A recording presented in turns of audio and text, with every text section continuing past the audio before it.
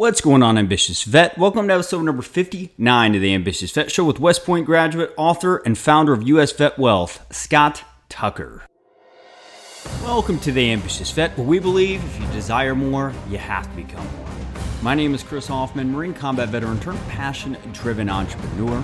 On this show, I dive into the trenches with today's top military veteran thought leaders and influencers who know what it takes to not only pay the bills after the military, but really make an impact.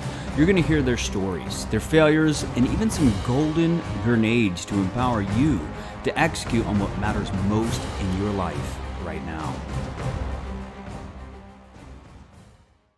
Want to be your own boss? Tired of the same old highly routine, structured life with no freedom or money freedom in sight? A career is not your only option after transitioning from the military. In fact, 45% of veterans who get out and start their own business fail 2 years later due to the lack of business education and direction. Are you ready to narrow the learning curve and risk by plugging into a proven business process and system that creates the lifestyle you desire most after serving our nation? The Veteran Franchise Group has your back. As military veteran franchise brokers, they mentor and provide their veteran clients with industry data, science-based entrepreneurial personal assessments for effective matchmaking, company data, and the resources needed from their portfolio of over 500 franchise opportunities to empower you to choose and start the next chapter in your life as a veteran franchise business owner. Simply just visit veteransfranchisegroup.com, mention Ambitious Vet, and you'll be well on your way in scheduling that free strategy call and actually creating that freedom you fought so hard for. Again, that's veteransfranchisegroup.com. Excited to hear your next success story. Hey, this is Steven, host of Knucklehead Podcast, and you're listening to the Ambitious Vet Podcast with Chris Hoffman. Here we go, Ambitious Vet. Welcome to episode number 59 of the Ambitious Vet Show. As always, I just want to thank you for joining in. No matter where you're at listening to this, your time is your most vital asset. That's the only thing you never get back in your life. And I just want to thank you for coming in, diving into the trenches, and getting the golden grenades that are going to allow you to narrow that gap in you executing on your next mission. Who do we have today? We have Scott Tucker. He's an author, speaker, and founder of US Vet Life and US Vet Wealth, a lifestyle and financial consulting brand that helps service members go from paychecks and government benefits to wealth and liberty. He likes to say, I help the 1% who serve our country become the 1% who influence it. He's a West Point graduate, serial world traveler, military financial expert, and an entrepreneur. Scott brings valuable experience and insight to those who have experienced so much in service to our country. He's Rosie's Network's #1 fan and a passionate supporter of the Veterans Cannabis Project. Ambitious Vet, I can't say this enough. I mean, every episode, it seems like we're just getting more explosive golden grenades. But I just want to kind of highlight some key golden grenades to listen for inside this interview.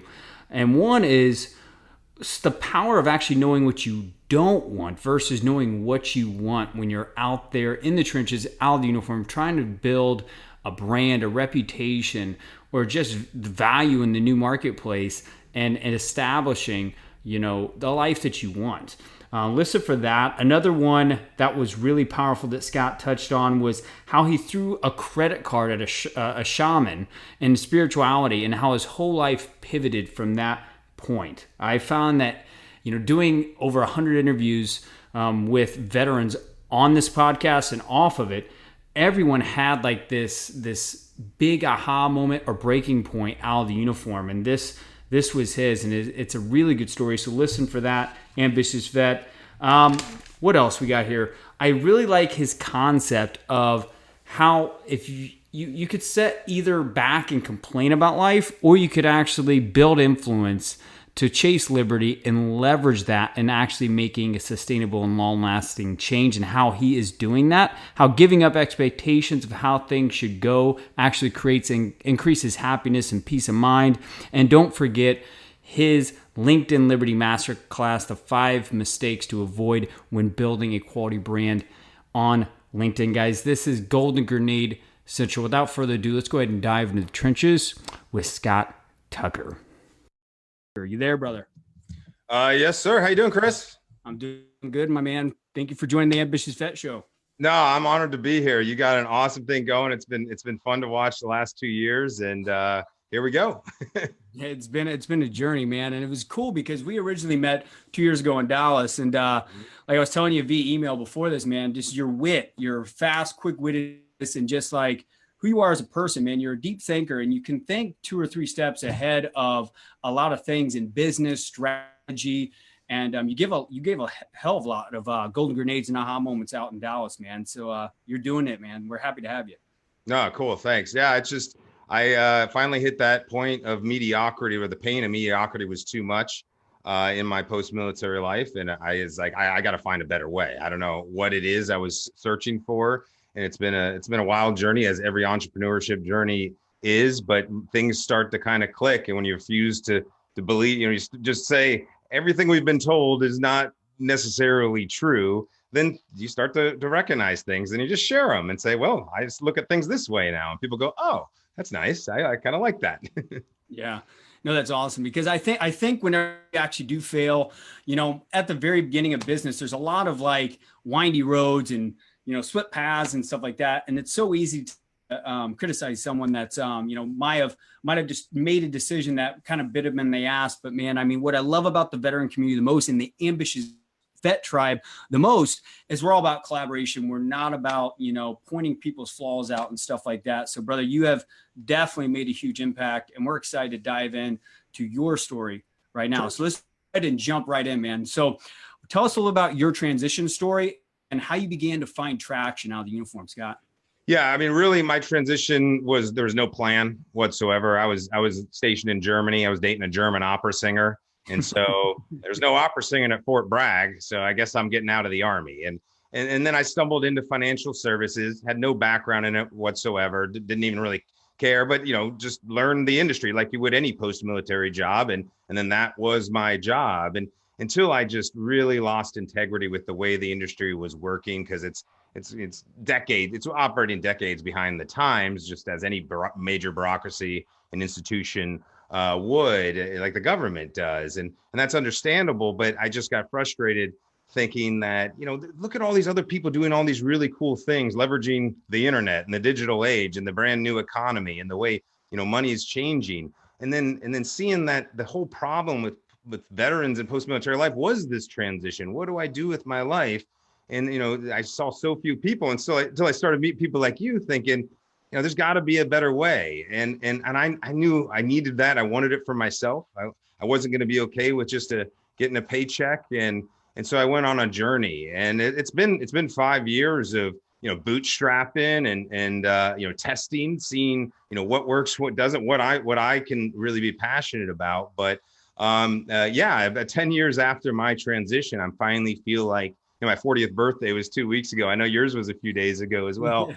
And it's just like, oh, why didn't they tell me this? And it sucks that it took so long to get there, but I'm not going to have any regrets about it. And I'm sure it's not going to go back and say, geez, I wish that guy would have told me this differently or something. No, that's all my responsibility. I wasn't paying attention while I was in the military, preparing for post-military life, what the true opportunities were. So yeah, that's kind of how I got to here. And it's been, at the end of the day, I look back and I go, it's actually been pretty fun. As stressful as it is, I don't have any regrets.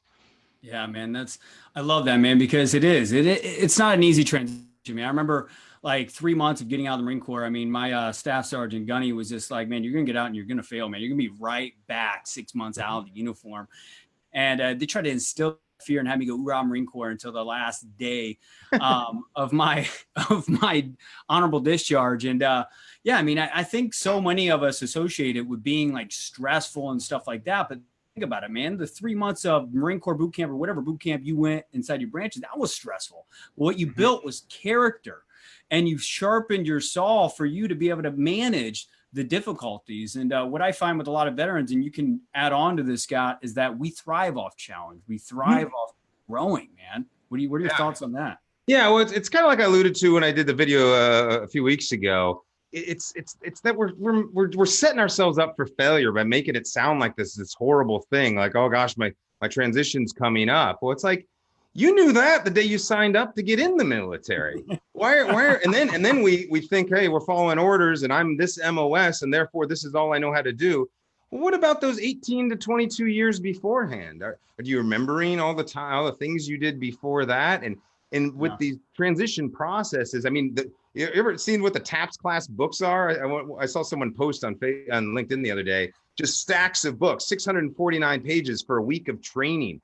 The military training you to get a job? That's our military's job to win our nation's wars. It's not the military's job to get you a job. And so that's where really self-responsibility and opens you up for true opportunity. Once you go, I want to find what I want. And the first way to start is know what you don't want. And there's a lot of things we don't like doing in the military. We all know that. So recognize that and don't find yourself in that corporate job where you end up following orders again. If that's not what you're meant to do, if that's what you're good at and you just like following orders, then yeah, do that.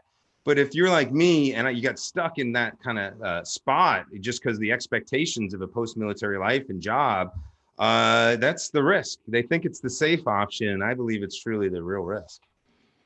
Yeah, I love that. I love that perspective and that counterintuitive way of thinking about it, right? Because we're just used to being told what to do. It's kind of like a repetitive thing. We just wake up, we always just trust the process, which is not a bad thing. But I mean, even thinking outside the box a little bit can really allow us to think more strategically. And I love that approach. So, but let's dive into your story. I mean, what had you start discovering your purpose when you got out? So, sorry, say again. You cut out for a second. Yeah. So how did you identify your purpose out of the uniform? Like, this is it for me. You want to get deep, like a crazy story? Oh, come on now. Let's get real and raw, baby. I'd been in Germany, got out, the opera singer thing didn't work out. So I didn't know what to do. I moved back to the States. I had been overseas for 11 years. I went to San Diego. Didn't know anybody there and just started doing the standard thing you're supposed to do all the networking. And San Diego is nuts. Like you get motivated to do something and people are like, sweet, there's a rave over here. And it's just like hard to like get anything done. And really, as I was trying to figure out like what my passion was, and I was getting pretty in a bad spot. And I ended up going to the VA, getting on kind of depression meds and all that kind of stuff. And then my dad died out of the blue, like completely out of the blue. And, after speaking at his funeral, where he was Ohio State football coach. So we had some like kind of big name type people showing up and they started talking to me about like how much my dad, meant to them, how he changed their lives when they were in their 20s and gave them different perspective on life. And I was like, my dad never did that for me. And I wonder why, and because I was a big podcast listener and YouTube watcher, and that's how I built my human capital in knowledge, versus going to university or something like that after the military. I had learned about these shamans down in Mexico, and I was just in such a bad spot, and I thought I was drinking too much, and so I just said, screw it. I'm in San Diego. It's an hour across the border. Just drop the credit card. I'm gonna go see what happens. And I ended up just south of Rosarito in this little like hidden village, and spent a week, with plant medicine and a shaman. And he was like, you're not depressed. You're just bored. And I'm like, yeah, whatever, dude. And he's like, don't worry. After this, you will be a new man, Scott. I'm like, okay, whatever. I'm not religious or spiritual. Then I spent 24 hours with Ibogaine. And, it just came out completely rewired. My brain saw the world differently. And really kind of came out of it. And what it told me, whatever it is, again, I'm still not like religious or spiritual. I just know that something else is going on than what we've been told. And it kind of told me, yeah, like I said, you're just bored, but your dad sacrificed himself to wake you up and go do something, right? And so it's still messy, but I was just like, okay. I mean, I'm gonna be gone one day anyways. What else is there to lose? Like we find those who you want to serve and go do it and figure out how it's gonna work out. And so I can't go back. I can't go back to doing things the old way now that I know this. And I'm not advocating everybody do that, but it's just like just be open to understanding what's really going on and And you never know how things might completely change for you.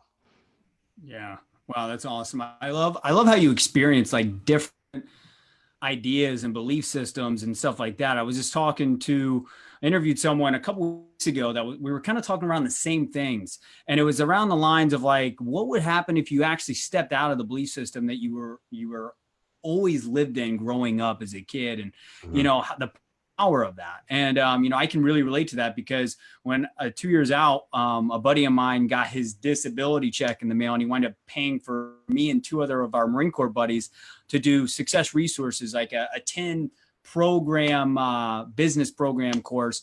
And one of these programs, man, we went out in the middle of a Joshua Tree up here in Northern California area, and we studied Cherokee spirituality. So we were like in the sweatbox studying Cherokee spirituality. So it was the same kind of thing, man. Whoa. My perspective and had me start seeing like, wow, not everyone thinks the same. And then when you start realizing that, you can start thinking differently as well, man. So I love that. And you can get it from just travel. I mean, it's just getting, that's why I love traveling so much. And I was a language major. It's just like when you go to another country, you see how people live, and then you come back to America and you go, listen, I don't care what's going on in my life. Like we got it pretty darn good here. It'll get worked out. Like we take care of each other one way or the other, as long as you're a good person and just, want to help other people and stuff. And so, that's what I encourage people to do. Worst case scenario, just get outside of your comfort zone. It's one way or the other, and something will start to change.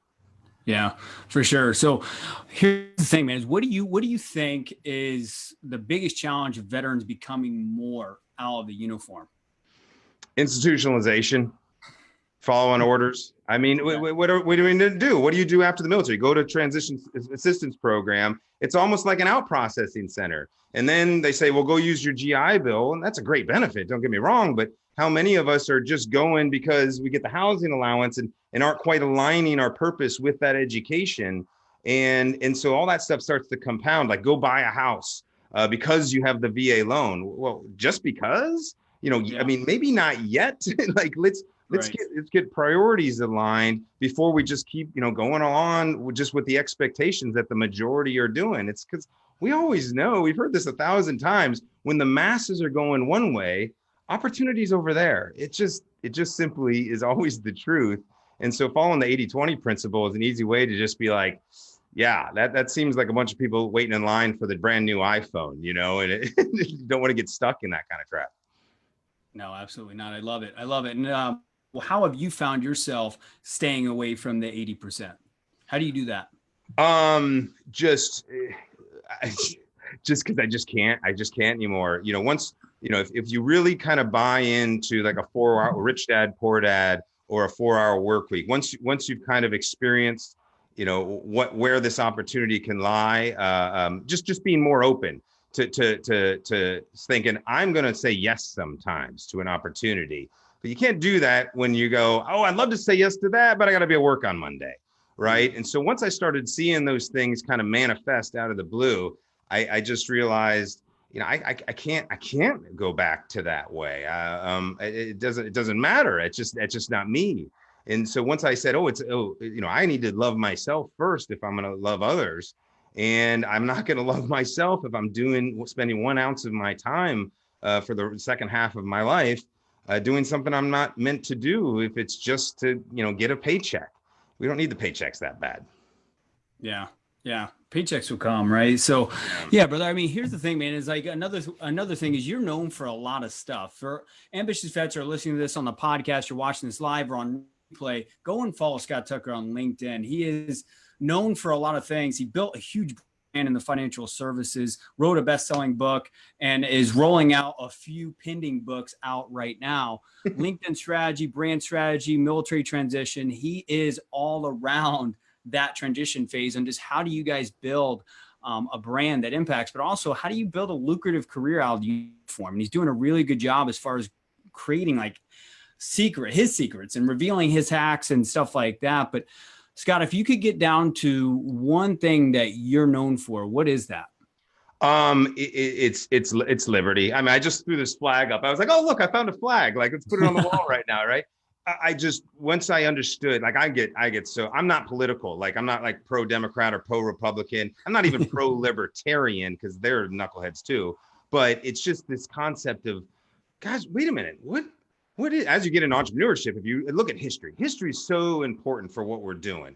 Like look at what America was and it's entrepreneurship. And then there was this industrial revolution, and that created this thing called a job. There was no such thing as jobs for thousands of years. And then jobs created pensions, and then it created this entire system around it. And now, we're in this phase. I mean, look how things are from just 5 years ago. Like, I don't know, you and I are white guys. Like, I feel like I can't even say anything, these days. It's just kind of scary. It's like, what is, and then the way they're just making stuff up on the news. And I'm not necessarily pro Trump or whatever, but I'm smart enough to realize that this guy's playing the media like a fiddle. And it's just, everything is so polarizing right now. And it's just like, guys, this is all so stupid. What if we get more veterans to understand this opportunity to get out of the military, whether it's entrepreneurship or finding other source of income or whatever? If we can get out in a financially stable, intentional way, maximize our benefits for that transition rather than just work to save for retirement one day, then we're not just stuck in a job, watching it all happen around us and going, yeah, but I want to have guns or whatever. But you can't fight for it if you're not being influential, if you don't have a voice, if you don't have a brand, if you don't have money positioned in a way that you can leverage it to go take advantage of an opportunity. And that's where I was like, this is all about liberty. Right. And we need to get it back as an individual. We need to get back as a country, or I just fear this is not going to go very well. And I don't know if we're too late to stop it. But if anybody's going to stop it, it's influential veterans that are going out there leveraging wealth, power, and influence. As I'm a fanboy of Jason Stapleton. Have you ever heard of him? But that's where I learned about the idea of liberty. And I'm just like, all right, like I'm gonna follow what this guy says. I'm gonna try to bring more people to Jason, bring more people around me that have that same mindset and just want to figure out what this means. And so it's been a fun, experiment in and of itself, just to realize that my entrepreneurship journey is really not about getting rich. Wealth is different than being rich, right? Fancy cars and all that. I don't care about that. I want wealth to create influence, right? So I think that's what liberty really means to me. And it's the message I want to, spread. But, that really comes down to one choosing that they want it versus just having the expectations of how things should go.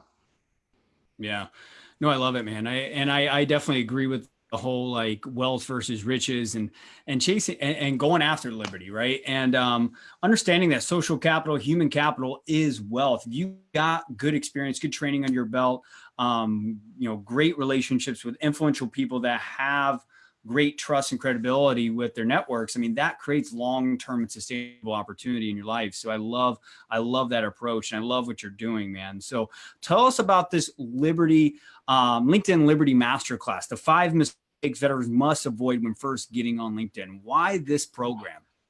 I'm so excited about this. This is so crazy because for years, we've all known LinkedIn as the professional network, and everybody goes on there and puts transitioning military or their job or whatever. And I did. I sat there with my in a suit, like looking smiley and stuff. And it wasn't me. I even wrote an article, putting a photo of me in that T-shirt at MIC 2 years ago with the beard and everything. And then me, the day I became a financial advisor, when I thought I had to look all clean cut and have this, what you're supposed to look like. But so I just got frustrated for so long. I was trying to make LinkedIn work because it seemed like an obvious way to grow a business.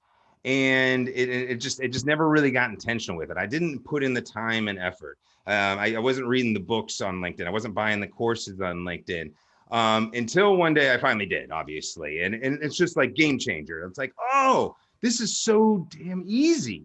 And it works for everybody. And ironically, with LinkedIn, it's better if you don't keep it a secret. It works better for you if you teach other people how to use it properly. So that's all I want to do. I'm just like, oh my God, you can go work with whoever you want to. It's kind of magic. You just got to be willing to put in the effort. And again, since everybody thinks it's kind of just a resume and a static website in a way, it's like, no. One, it's a search engine, but two, what I really think it is, especially coming from the financial services world, everybody thinks you got to go invest in stocks and bonds and real estate and mutual funds and insurance and all that kind of crap. No, the best financial planning, the best wealth building tool in the history of the world is LinkedIn, because you can go create your future on it. Right now, it might change. I'd take advantage of it right now while it's working. So I just would have put together a training to share people what I've been doing the last few months that's been getting me crazy amount of connection. Just yesterday, I had 150 inbound connection requests. Like when I was a financial advisor starting off, I used to have to go stand at a golf course. I'd spend like a bunch of money to MWR to sponsor a golf tournament. I'd stand there kind of like a loser. Hey, you want to sign up for my gift certificate giveaway? And I get like 30 people to call, and that would be the only people I had to call for like a month or two. And I'd get some business. And in this industry, I still made six figures. So it's kind of crazy. It's like, well, wow, if this is happening, leveraging LinkedIn, and I can only work with the right types of people, where that I was kind of forced to work with anybody, which always kind of goes bad. Yeah. And I find that LinkedIn's more of a lucrative approach, and creates more like just more like credible relationships, man. I find that I know we're live inside the Ambitious Vet Tribe, but teaser alert, we're going to be expanding into LinkedIn, creating Ambitious Vet Tribe on there. And primarily it's because people are actually not about the small talk. They're just talking about how do we get results? How do we work together? How do we actually make the impact? And they're having those kind of high level conversations. That's what I love about LinkedIn. It's not let's bullshit. Let's talk about sports and stuff like that. Let's actually be progressive with life and create problems to solutions out there in the world. Right. And that's what this tribe's all about. So, man, how do you come up with these 5 mistakes, man? Just the ones I went through myself. I Okay. don't have on top of my mind right now the list, but it's just, it's a community. Participate in the community. Don't just stand there like a weirdo and just be like, hey, what are they talking about over there? No, talk, engage. It'll start to work itself out. LinkedIn does the work for you. You don't have to go to networking meetings. I mean, still do that. Obviously, meet people in person, but meet them first on LinkedIn. And so you can skip so many steps. And when you're messaging people, be real with them. Don't just blast them a sales message and that kind of stuff. So things like that, which I was totally doing wrong. So my apologies to anybody I blasted. I was just testing. I was trying things out, as entrepreneurs do. But what it really comes down to is just be an open book. Be yourself. Have nothing to hide. That's why I finally wrote, I was super scared. A few months ago, I put veterans cannabis advocate. Like I was afraid. No, it's awesome. Everybody loves it. Yeah. And the ones who don't, okay, sorry. What do you hate gay marriage still too? Are you still wasting your time on that? Like I'm sorry. It's a non-issue. And so that really empowers people. And then the right people just come together. It's magic, and it happens really fast too. Right. So say we had an ambitious vet that's getting out of the uniform right now, looking to make an impact. How would that course help them get their end result? Like what do you think it would do for them? And what do you think the end result would be if they were to plug into that program today? Well, the number one thing is to avoid falling to 80%. I mean, it's quite obvious, following most of the LinkedIn transition gurus, they're kind of having everybody do the same thing because they want to get people to do job applications to fill the job. So where's the priority really there? And so if they're training people how to hit the resume to fit that system, right? And so if you take responsibility on LinkedIn and realize it's up to you, that's your brand, that's your personal thing, you can go create whatever you want on there. There's no rules. I love when people say you can't like put a cat video on LinkedIn. Yeah. That's who. Yeah. Do whatever you want. And so that's what you're going to get out of it is go, okay, I can create a personal brand. Like one of the young guys on our team, he got medically discharged early, which, that always sucks because they're planning on being platoon leaders. And all of a sudden the Army says, nope, you're out in 2 months. And he's like, what do I want to do? And all the guidance was, go work for Deloitte or Booz Allen Hamilton or go sell, pharmaceuticals or something like that. And he's like, I don't want to do that. And when I showed him our LinkedIn strategy, now he's launching his own podcast called the JMO Show. He wants to do a podcast for JMOs, for junior military officers who are in transition themselves, because he got a jump start on them. And it's like, that would have never come up if we didn't start to think about LinkedIn and liberty and freedom for himself and having the full control of what this platform can offer. Yeah. And you guys are creating like a movement with this whole thing. This isn't just a course. You guys are like creating a community of people that are community going lifestyle. If it manifests to that, I'm not necessarily as organized as you and know how to do it. But as a start, obviously, if it's a true, real message, then the right type of people, rise to the top. And I've got people just saying they're like messaging me all the time, like, "Am I bothering you? I want to help more." And it's like I never had that my entire life. So that's when you know you're doing some good stuff. Fun to get so many people excited about it. Yeah. Well, good for you. And how much does this cost for any ambitious vet that's in here listening on the podcast in 11 countries that we're in? Hello, India. We're in India. We're in India, brothers. Chris, I just want to give this away. I'm going to put together a webinar training, probably do an offer at the end, be reasonable. But I want to give away most of it for free. And then if somebody wants to really get into it, this isn't my main gig, of course. So I got to justify my time. But I want to just want to have some of these webinars. I want to hold a special one for your group, and we can come up with something after that. Good. Yeah. I mean, what I love about this the most is you went and you converted, you got out of your comfort zone. You went into a new social networking site and you went in, you learned the landmines that you have to navigate through, and you're going back and you're pulling other veterans up. And I think anytime that someone's willing to do that for you, ambitious vet, I think you should stay close to someone that's willing to go back and pull you back up. That's called a quality person. That's called a quality personal brand. And that's called a quality ambitious vet. So we have a tradition here. Cool. 3 golden grenades, man. For any ambitious vet that's looking to get out of the uniform and create impact right now in their life. Maybe they want to increase their human capital. Maybe it's increase their income, or maybe it's just to fill that knowledge gap or that skill gap towards increasing their occupation prestige. What would be 3 gold grenades you drop in right now to help them out? No, I love that question. And, I've had so many golden grenades in my life. And, I think the one I really always come back to start. If you don't start here, then you're always going to be at risk. And starting here is serving only those whom you are meant to serve, and find what that means for yourself. If you serve only those you're meant to serve, you don't take the wrong job, work for the wrong boss. You don't take a job where you don't have integrity with what they're doing or don't enjoy what they're doing. You don't take clients that aren't going to be a good fit in the long run. You don't have partners that aren't going to be a good fit. So that's a constant struggle to be like, oh, I thought I was meant to serve that person. I guess not. So that happens, of course. But, if you're not thinking that way, you're never going to find out exactly what it is. Right. And that hopefully, those people that aren't a good fit, they go find who they're meant to serve. And then it works out. That's why LinkedIn works so well, is because you just pass them off to the right person really quickly. But then that leads to like, okay, so if I know who I want to serve, well, then how do I serve them? You have to increase your human capital. And that comes from you searching, what do I need to know? What do I need to know to help them get to where they need to go? And how am I going to get it? Do I have to invest in myself?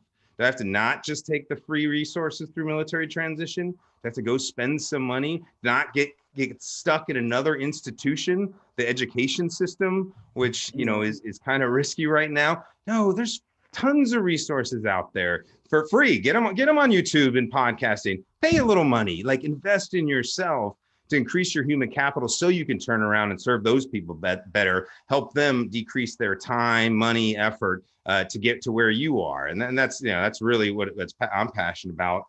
And then what that allows you then to do, what you're really doing to get there, is you're changing the mindset. Everybody thinks they're spending their time for money. I work this many hours, so I deserve this for that. It's like, well, where's the value?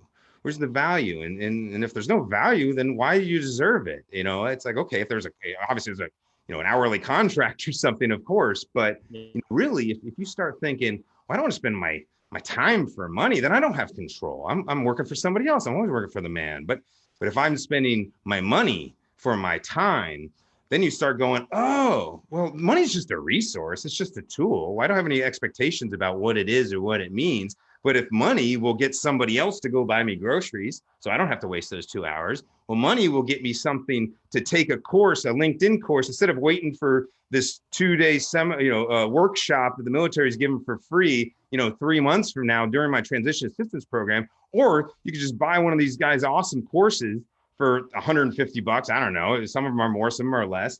Take it all in a day, implement it right away. That's all I did. I did that last week. I've known a lot of this stuff. I bought a whole nother course last week, watched the entire thing in a day, started implementing it, and now I'm getting 150 connection requests. So just spending my money to decrease the time. So I'm trying to get done with this grind as soon as possible so I can go do my real purpose and passion and mission versus, spending my time for money. It's like, well, I got another 20 years before I retire. Then I'll go kick back on the lake. It's like, I'm not going to retire. Why would you want to retire? Yeah. No, I love the pay to play option, man. It wasn't until I started investing into myself and courses and online courses, in-person seminars and conferences that had me start narrowing the gap towards creating like effortless results in my life and people just wanting to come into my life and collaborate and strategic partnerships and even employers that were wanting to, hire me, right? Through LinkedIn and stuff like that. So Ambitious Vet, if you're listening to this on the podcast, you're live, or you're watching this on replay, my marching orders to you is to connect with Scott Tucker on LinkedIn. In the event page, his LinkedIn link is there. After this, I'm going to actually put all of his links to his website, this LinkedIn course that he's excited about, and a lot of people are excited about, in the comments below. And don't forget, if you have any questions, put them in the comments below. Scott, I encourage you to get down there and answer those. I'll answer them the best of my ability. Scott, man, I just want to acknowledge you, man, for being a veteran, man, that's not afraid to get out there and fail fast and fail often and narrow your learning curve to like become more out of the uniform, brother. You are a great example of what it takes to be an ambitious vet. No, thanks. Likewise, Chris. I mean, if you're not failing, you're not trying. But there's no quitting. I mean, if you quit, then you didn't. Then you aren't an entrepreneur. Because the only entrepreneurs who succeed are the ones who don't quit. It'll work out eventually. It's just going to be rough. So we'll get there. And it's always finding the gaps. Always find the gaps. So where can people go and find more about you, Scott? I mean, quite honestly, we're redoing our website and stuff right now. So LinkedInLiberty.com. If you sign up there, even if you can't make the training, we'll have follow-ups and stuff. But I will announce a special one for your group. Because we're not really promoting this. This is kind of a thing where I really want to just find some the most motivated people that we can really test this and see how we can recreate it. And then LinkedIn. That's where I spend most of my time and kind of acts as my website, and it works better than a website a lot of the time. So that'll work. Awesome. But again, just want to acknowledge you. Thank you for being on the show. Well, there you have it, Ambitious Vet, episode number 59 of the Ambitious Vet Show with Scott Tucker. Again, today's show is brought to you by Veteran Franchise Group. They're offering a free franchise business education workshop here in San Diego, California, August 17th, 2019. If you're down here in Southern California region, I would definitely hit that up. There's going to be over 10 veteran-owned franchise owners educating you on what it makes available for veterans that already attain discipline, strategic planning, leadership, teamwork, and stuff like that. All you got to do is plug your intangibles into an operating procedure of a franchise company, and then there you have it. I mean, you got your time and money freedom right there. The biggest risk is the capital and finding that and all that, as we all know. But if you are looking to take those first steps, want to be a business owner, and don't want to go through the trials and tribulations of starting your own, I encourage you to go and check Veteran Franchise Group to narrow your education gap and the risk for business ownership by finding your tailored franchise business opportunity. Simply just go to veteransfranchisegroup.com to get your franchise business journey going. If you haven't already, Ambitious Vet, subscribe, rate, review the podcast. Feedback is what allows anything to improve in life. And I want to improve right beside you in the trenches. So let's meet in the middle and let's get better together. Sound good? Lastly, if you're listening to this, I already know that you're warrior made. But to become passion driven, utilize just one golden grenade you heard today, and you're going to find your life being more meaningful. Let's go get it.